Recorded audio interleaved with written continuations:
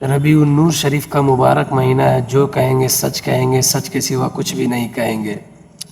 آج ایک مسجد کے مؤذن صاحب سے ملاقات ہوئی تو ہم نے کہا، اور حضرت خیریت ادھر؟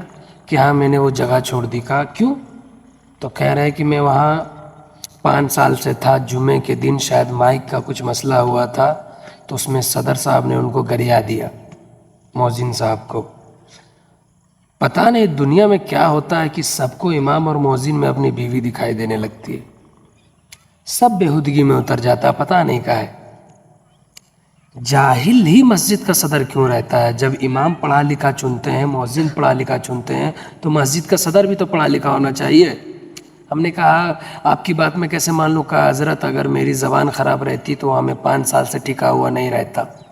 یہ اس بات پر دلالت کرتی ہے کہ اس مؤذن صاحب کے دل پہ چوٹ لگی ہے۔ کسی کو بھی گالی نہیں دینا چاہیے۔ ہم سنے تو میرا جھلک گیا۔ ہم نے کہا صدر کی میاں کی اس کی اتنی اوقات کیسے ہو گئی؟ آپ نے کچھ بولا نہیں اس کو؟ کہا نہیں حضرت، ایسے ویسے گاؤں والوں نے کہا کہ اس کا زبان خراب ہے۔ کہا زبان خراب ہے تو جو چپل اٹھاتے پہنتے وہی چپل سے مارا رہتے اس جانور، درندہ، حبشی، بےہودہ، بدتمیز۔ یہ کیا مذاق رکھا ہے؟ ہم نے مؤذن کا مرتبہ ہی گھٹا دیا۔ ہم نے کہا امام صاحب کچھ نہیں بولے؟ بولے نہیں، امام صاحب اگر کچھ بول دیں گے نا تو ان پہ بھی لوگوں کا نظر رہتا ہے۔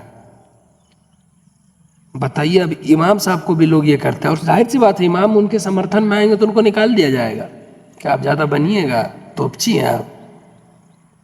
دنیا والوں کان کھول کر کے سن لو، اگر تم نے اپنے مؤذن کی عزت نہیں کی اور اپنے امام کی عزت نہیں کی تو آنے والے دور میں تم کو کتا نہیں موتے گا، بتا دے رہے سفید لفظوں میں، اس سے صاف لفظ میرے پاس نہیں، کتا نہیں موتے گا۔